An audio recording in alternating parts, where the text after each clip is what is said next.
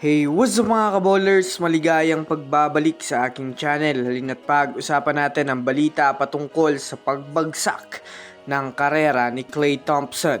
At ang balita naman patungkol sa dumagdag nga si Domantas Sabonis ngayon sa Golden State Warriors. Tara na't pag-usapan natin yan dito sa Basketball Hot Shots.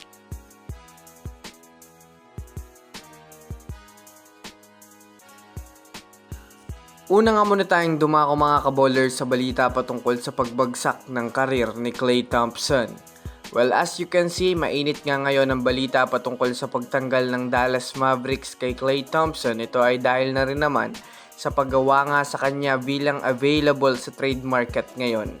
Expected na maitatapon nga itong si Klay Thompson patungo sa ibang koponan dahil hindi rin naman nga po sa ngayon nagagawang mai-improve ni Klay Thompson ang kanyang performance.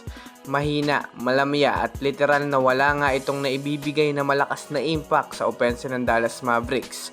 Sa kanila nga pong sitwasyon ngayon bilang worst team sa West ay nararapat lang talaga sa kanila na gumawa na sila ng trade move upang hindi nga po masayang ang kanilang season ngayon.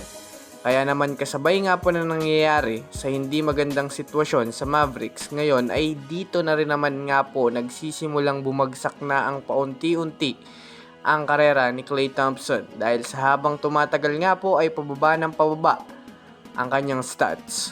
Dagdag pa dyan ang pagbagsak rin ng kanyang fanbase na masasabi natin na mukhang ito na nga talaga ang katapusan ng kasikatan ni Klay Thompson bilang isang magaling na shooter sa liga. Samantala, pupunta naman tayo mga kabowlers sa balita patungkol sa dumagdag nga si Domantas Sabonis ngayon sa Golden State Warriors. Alam naman nga natin sa ngayon mga kabowlers na open for trade ang GSW front office dahil ilan nga sa kanilang mga player ngayon ay eligible sa darating na trade season. Dagdag pa dyan mga kabowlers ang pagkakaroon ng Warriors ng tagilid na sistema dahil madalas nga silang talo ng mga nakaraang mga linggo. Since maraming ang mga players ang Warriors na pwedeng makuha at marami din ang mga ekspertong itinutulak sa kanila, ayon sa pinakabagong impormasyon ngayon na lumabas, nadagdag nga sa minomonitor na player ng Warriors ay itong si Domantas Sabonis na kasalukuyang available sa trade market.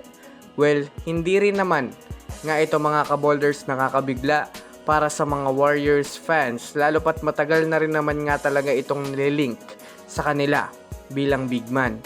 Since isa nga sa pinakapangunahing problema ng Warriors ay ang sentro, mataas rin ang porsyento na mangyari ang pagkuha dito, lalo pat hindi rin naman nga kakailanganin ng Warriors na magsakripisyo ng malaking pangalan para makuha itong si Domantas Sabonis. Kaya kung susumadahin nga natin, makaka-jackpot dito ang Warriors, lalo pat kitang-kita rin naman natin na malakas itong player ngayon at kilala sa liga.